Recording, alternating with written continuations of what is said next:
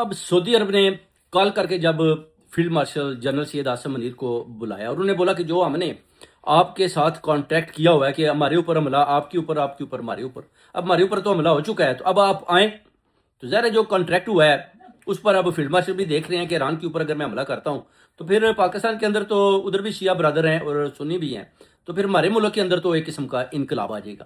یہ چیزیں بھی بڑی پریشان کر رہی ہیں فیلڈ مارشل کو۔ اب سعودی عرب کہتا ہے کہ جناب جو 6 ارب روپیہ ہم نے آپ کے جو خزانے میں رکھا ہوا ہے، نہیں تو پھر جیسے آپ ہمیں قسط دے رہے ہیں، رول اوور آپ کر رہے ہیں کہ جناب ہم ابھی ہمارے پاس پیسے نہیں ہیں، پھر ہم اپنا پیسہ بھی اٹھا لیتے ہیں اگر آپ ہمارے ساتھ نہیں چل سکتے۔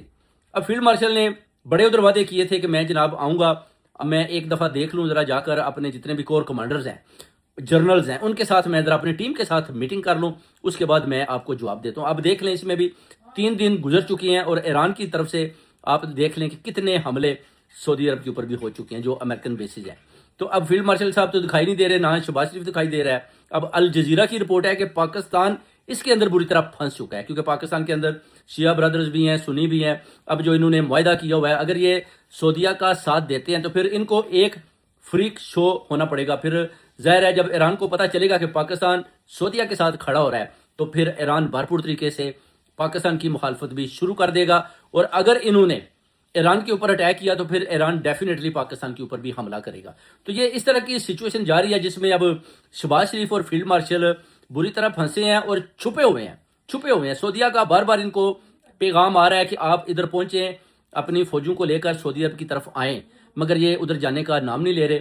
بری طرح پھنس چکے ہیں میرے پاکستانیوں، بری طرح پھنس چکے ہیں۔ لڑائی تو اسی طرح لگی ہوئی ہے، آپ دیکھ لیں جیسے جیسے دن گزرتے جا رہے ہیں لڑائی اور زبردستی طریقے کے ساتھ میزائلوں کی بارش ہو رہی ہے، اور سعودی عرب بھی جناب ان کو بلا رہا ہے، یہ نہیں جا رہے۔ یو اے بھی ظاہر ہے وہ بھی دیکھ رہا ہے کہ کوئی ہماری بھی مدد کرے۔ ٹرمپ ادھر سے بیسیکلی بھاگ گیا، ہار گیا۔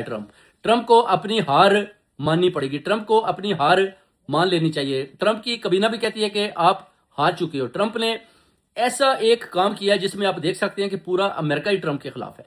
وہ کہتے ہیں کہ یہ آپ نے کیا کیا، آپ نے ایران کے اوپر حملہ کر دیا اور پورا اسرائیلی آپ نے مروا دیا، اور ایران بھی آپ نے تباہ اور اپنی فوجیں بھی آپ مروا رہے ہیں، اور اس کے بعد پھر آپ نئے ہرمس کے اوپر بھی آپ کا قبضہ نہیں رہا۔ اس کے بعد جتنے بھی آپ سمجھتے ہیں کہ ہمارے پاس ایئر ڈیفنس سسٹم تھے وہ بھی انہوں نے توڑ دیے۔ ظاہر ہے اب جو ان کا میزائل ہے ان کو پتہ ہے کہ کدھر سے کدھر پھینکنا ہے، کوئی چیز رستے میں نہ تو ان کو روک پاتی ہے، اور جب وہ میزائل جا کر اسرائیل کے اوپر گرتے ہیں تو بہت بڑی تباہیاں کر دیتے ہیں۔ تو یہ بڑی نازک سچویشن جاری ہے پاکستان کے لیے بھی، اور سعودیہ کے لیے بھی، اور یو اے ای اور اسرائیل اور ایران کے لیے بھی، اور امریکہ بری طرح پھنس چکا ہے۔ اب کبھی بھی آپ دیکھ لیں ٹرمپ شہباز شریف کا یا فیلڈ مارشل کا نام نہیں لے گا۔